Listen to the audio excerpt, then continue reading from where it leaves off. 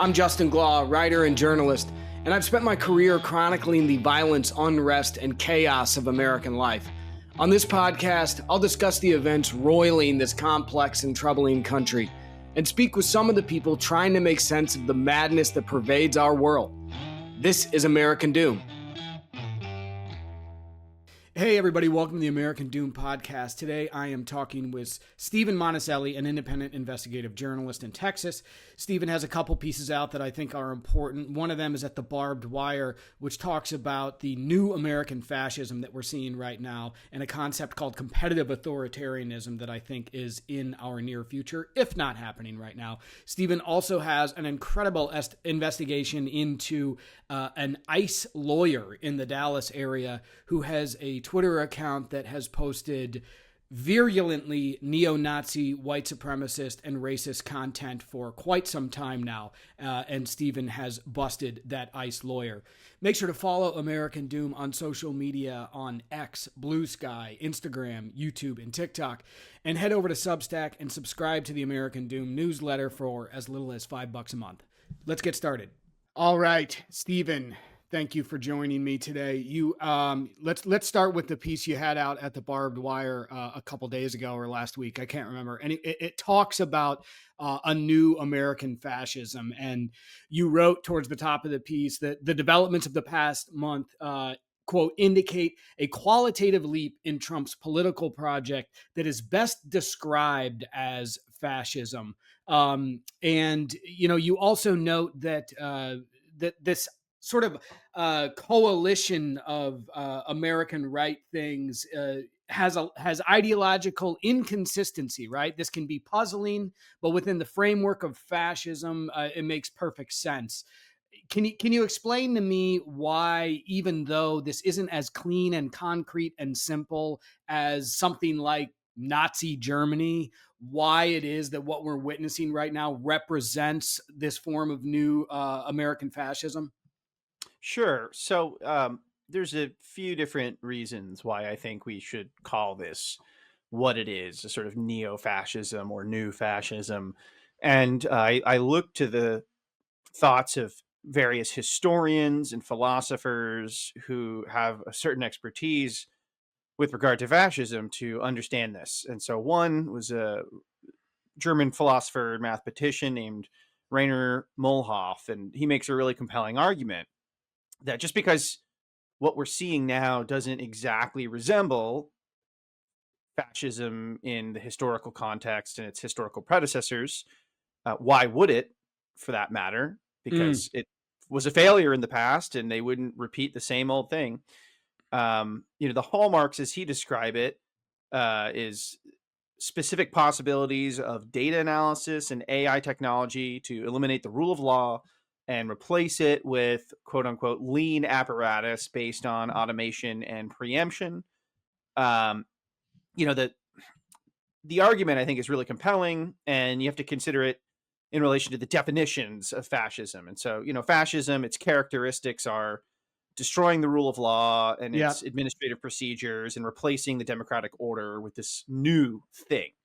And what Elon Musk has done over the past, I can't believe it's really only been a month, is kind of exactly that, working to install his lackeys and his associates across various government agencies so that they can not only rend the existing state and implement these new technologies, but they can also profit off of it in the process, which is quite fascistic in terms of how things have worked historically with fascism, where the Especially in fascist, Italy, yes, prior to and during World War II. I mean, it was sort of thought of as corporate fascism, right? The right, alignment of corporate interests and the interests of a dictatorial regime under Mussolini. that's Um, right, and that's like yeah, what historian Mark Bray talked to me about. The alignment of business elites with fascist movements historically, even though the fascists have positioned themselves often as an alternative to the current form of capitalism and or socialism or communism. And the thing that I think is really a telltale sign is them using this idea of quote unquote elites very historically yes, used by fascists, where they basically redefine the notion of an elite to be anyone who has different values Right. than us. It's divorced from any sense of material or political influence, and that's something that Musk has done and Right, like, amplified. it would seem like somebody like Elon Musk would fit the textbook definition of an elite. He is the richest person in the world who now has an unelected position to basically do whatever he wants with our government. I can't think of a better example of an elite, but what you're saying and what these folks that you have talked to is saying, that it's simply just like a reimagination of what elite means. Elon Musk is not elite simply because he is saying, what, I'm fighting for you against these other elites, right? And these other elites are defined by not the same worldview, not the same political ideology. And I think in Musk's case, it's pretty clear at this point that that ideology can broadly be defined as sort of white supremacist at this point, right? I mean, right. And historically, the enemy that has been placed into that position of being an elite is either, Jewish people who they allege control the financial banking systems, vague globalists, which is Mm-hmm. just a dog whistle for what I just mentioned, and Mm-hmm. or Marxists. And that's quite literally what Elon Musk has done when he's gone after USAID, which Yes. ironically has participated in significant anti-communist efforts historically, Right. just as a statement of fact, and he calls it a viper's nest of Marxists. Right. It's really insane what's Yes. going on, and that sort of incoherence and ideological inconsistency leave some people scratching their heads, but others who are quite informed about fascism, like Zach Bondi, a professor, uh, University of Illinois at Urbana-Champaign, he wrote in 2018 that a feature of fascism is its incoherence and Right. internal inconsistency, and that makes things make much more sense when you're looking at what's going on now, if you have that in mind. If it's so incoherent, though, how do its adherents even recognize that? Because they can just pick and choose the parts that they like and they can leave the other things, and I'm thinking right now about, there is a lot of ideological incoherence in the American right, maybe not as recognizable to a casual observer. But I'm specifically thinking about, there's this dust up right now between Steve Bannon and Elon Musk. But like, if there is this incoherence, like, how do they even successfully market themselves as, you need to follow us and support everything that we're doing, if it's sort of all over the place? Right. It's a great question. I think it gets back to what we were talking about with regard to who are the quote unquote elites and the oppositional quality of fascism, where it requires necessarily there to be some sort of external enemy or scapegoat Right. that allows them to position themselves against it. And so it's sort of like defining themselves less by any sort of positivist program and more of like by their negative qualities. Right. And so that allows This is a what lot of Ezra people to come Klein together. this is what Ezra Klein wrote about last week, and he used the term relentless opposition, right? That it doesn't even, it's not even really about like the things that we as the adherents of Trumpism are trying to do. It's about, we identify as being the opposition to globalists, deep state, insert your sort of boogeymen that they are defining, Right.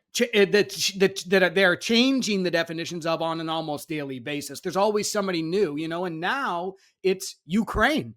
It's Ukraine that they are saying. Vance just came out earlier today and said Ukraine, or somebody said, maybe it was Mike Waltz on the NSC. He said Ukraine is not allowed to dictate to the United States what our policy is going to be.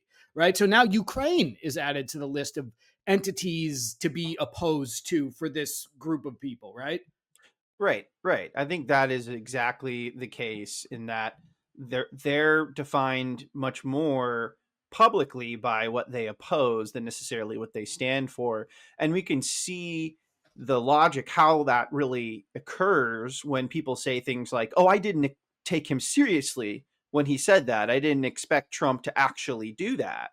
And there's this long history of people saying, "Well, he's just blustering," or he's just saying that, and so you don't really need to be that worried. Mm. There are even examples. There's a great article recently that delved in, I believe it was in NPR, and correct me if I'm wrong, but it delved into like how even Dominican immigrants were like, no, Trump isn't talking about us when he says some Hmm. of those things about immigrants. Yeah. And I think you can see that historically in the lead up to fascism and other places where even people downplayed what Hitler was saying Right. in the Weimar Republic at the time. Right. So that sort of unfortunate mindset that has taken root in our politics, I think it is at least explains how people continue to be surprised whenever Hmm. that other elite enemy changes and starts to potentially include them or the things that they care about. And so you're seeing, people who voted for Trump who were federal employees now posting on Reddit and other Oh, I places didn't being know he like, was going to come for my job. I thought he was only right, going to come for the bad Democratic people's job. And I mean, that's kind of where that incoherence comes in. And maybe incoherence isn't the right word in this example, but like there are so many things that a voter or a person can grasp onto when it comes to Trump. Oh, I'm a pocketbook Republican. I'm just voting for him because he's going to lower my taxes. And then, oh, well, I didn't know that he was serious about that whole, putting immigrants at Guantanamo Bay thing, or like whatever it is, they're then surprised, like you say, to find out that, well, actually, he meant all of these other things that I didn't care as much about or I wasn't paying as much attention to. But there are other people who did care about those issues and who are openly racist and white supremacists who are like, right. yes, round up all immigrants, end all non-white immigration, right? So there's this sort of broad diaspora of appeal that these folks can bring people in with, and Right. then it results in the inevitable surprise and confusion when the things that they didn't know about or didn't really care about then happen, right? I mean, it's also a necessary part of Trump building a coalition to win in the United States. He's Mm-hmm. going to be appealing to a broad swath of interests that are all going to try to use him and his administration as a vehicle for achieving their personal or group ends. And now we're starting to see, okay, well, what is the real characteristic or what are the true characteristics of this administration? Yes. And that's going to cause conflict.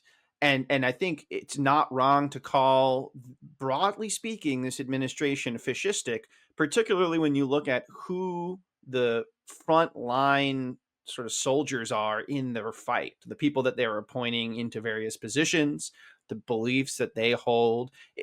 I'm less interested in the question of, is Trump personally like a fascist ideologue who Right. believes in a very specific set of ideas? Like, I'm not interested in quibbling over whether this is sparkling wine or champagne. Yes. I think it's more interesting to say, well, this is clearly all extremely illiberal, and we can actually figure out that there's a specific ideological undercurrent, or at least like a set of them, that are motivating the true believers in the administration that have been put into positions of power. How do we And then that is account new for fascism. how do we then account for, and I think this is something that you hear from Republicans, it's like the classic I have a black friend thing, right? Like how do you account for, well, Kash Patel is Indian or Byron Donalds is a black man who supports Trump. So like we cannot be fascist, authoritarian, white supremacist, whatever the thing is, because we have people of color who support this movement, and they do. There's lots of, like you mentioned, lots of people in Dallas where you live, lots of Hispanic people, people of Mexican descent, Yeah. people whose ancestors came over here, people who have relatives who are undocumented here right now voted for Trump. How do we explain that phenomena?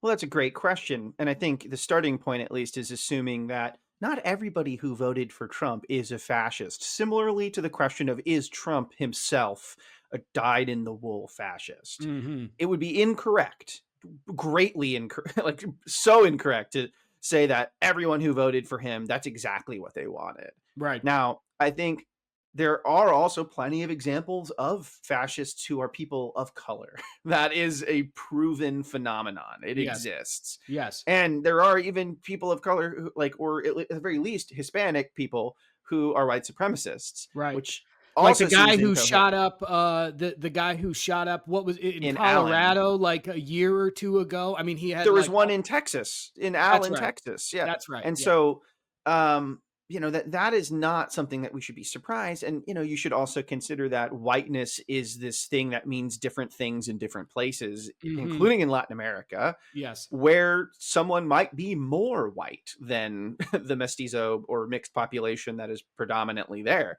Yes. And there are still inequities related to that. But nonetheless, like, we have to realize that, yeah, some fascists are actually willing to set aside their racial differences in order to achieve power in the present. I think that is a reality. I think not every fascist is inherently a white supremacist.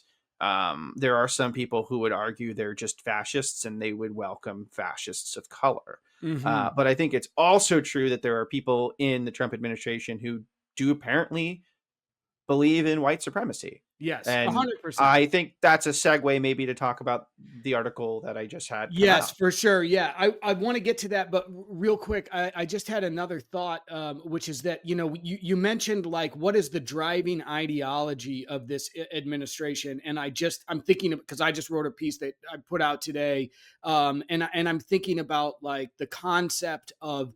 And you talk about this in your piece too, which is like stifling of political opposition. And like that seems to me more really than anything to be like sort of the driving ideology. And when I think about non-white people who support Trump and who support all of the things that they've been doing over the past month, I kind of think of it in terms of like this devil's bargain, right? Like they're saying, well, he's never going to come after me because I support him, right? Yeah. But the trick of all of this and the trick of fascism is that that only works as long as you are 100% adherent to the cause. And the That's right. minute that you say, you know what, I'm not so sure about that, like that's now you're on the list. Now you're on the outside with the dissidents and the left and all these other people. And so, like, I just think of when you mentioned like the driving ideology, it seems to me like it's punishment and it is stifling of all dissent and political opposition. Does that make I sense? think broadly speaking, yes, that is illiberalism. That is a sort of authoritarianism. But I would argue, if you look to the intellectual elite of their movement, the people that they refer to as inspirations or the things that they point back to for inspiration politically are incredible, not invariably, but often outright fascists. Right.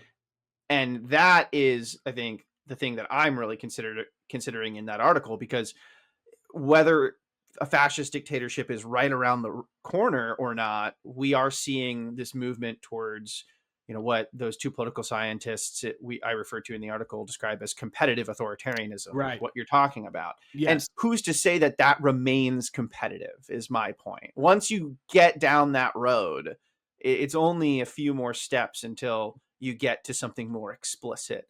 And I would rather be looking right now for what are the sort of elite thinkers of their movement. What are they talking about, and who are Right. they referring Yeah, to and at when this they point, make that their that plans? yeah, at this point, that vision of competitive authoritarianism does not look like it's something that favors somebody like Donald Trump. It looks more like something that favors Elon Musk and Peter Thiel and Curtis Yarvin and the elite intellectual element of this movement, and maybe less the blunt force object that is Trump, right?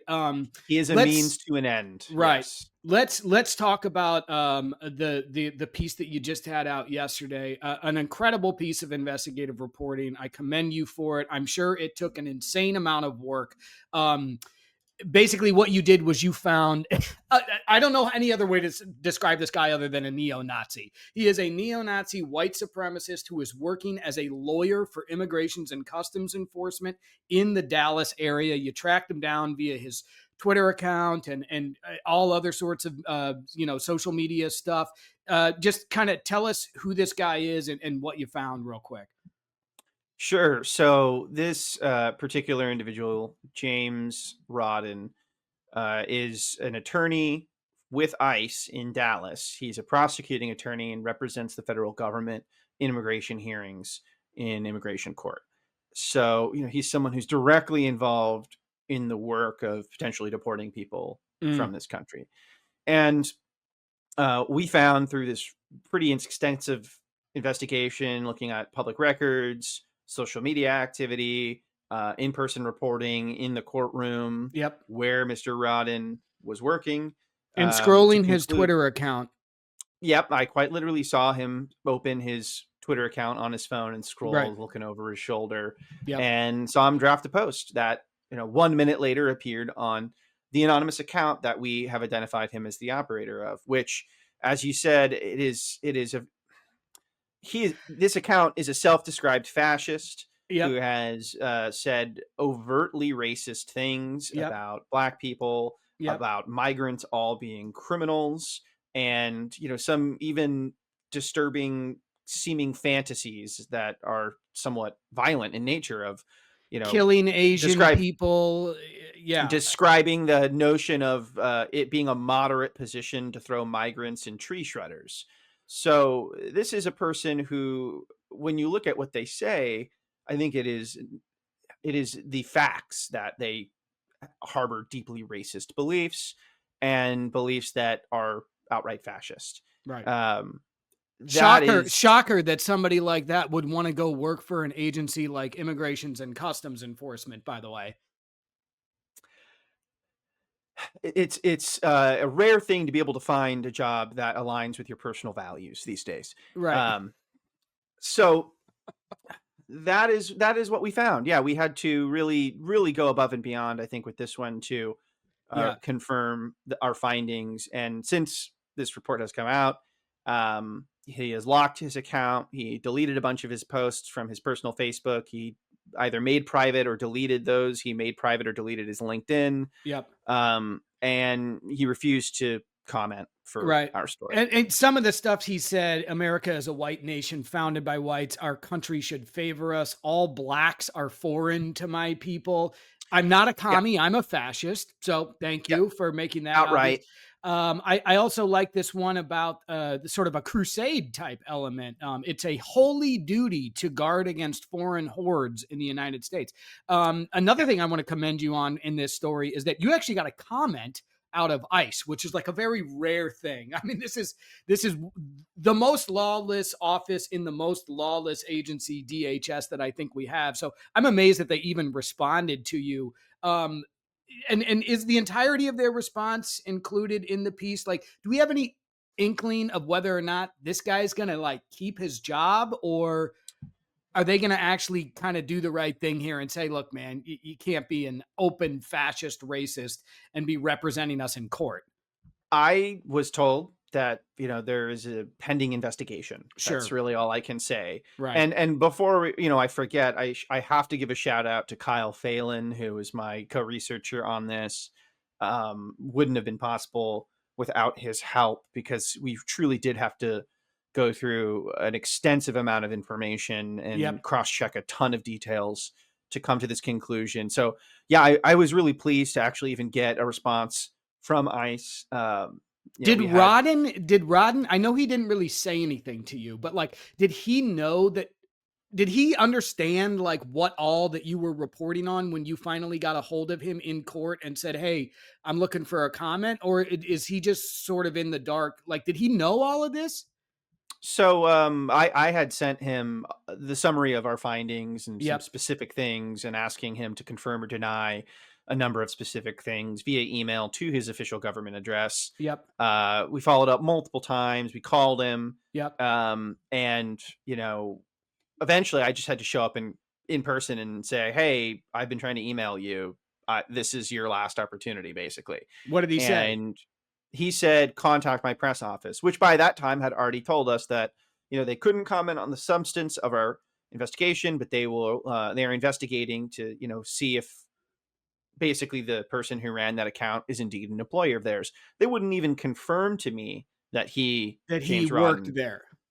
that he worked there, even though I had confirmed it about 5 And other even ways. though he's a government employee, like, come on, guys, like you can sit here and say, well, we don't know if that was actually his Twitter account. We need to give him the chance to respond and ask him Mhm. whatever. So let's stay on top of this and let's see if they actually do something about it. And again, great work on that story and on the barbed wire piece, which everybody should go read. I'll put a link in the description here. Stephen, where can people find your work?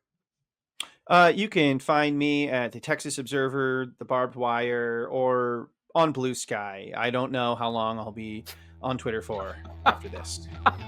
Awesome. All right. Thanks a lot, Stephen. We'll see you again soon. Thanks, Justin. Thank you for listening to American Doom. This podcast is just a part of my work as a writer and journalist. To keep up, or at least to try to, because chaos and speed are the two primary drivers of my work, you can subscribe to my newsletter on Substack. Just search for American Doom there, and you'll find the investigations and stories that I cover. Coming up on my newsletter are more dives into election deniers working as local election officials across the country. This is work I've been doing mostly by myself for the last 4 years, and it's not possible without your support. American Doom is the only place that you'll find reporting on local election denier officials. So if you support this effort to protect against threats to democracy, please subscribe to my newsletter, American Doom, on Substack. Thank you.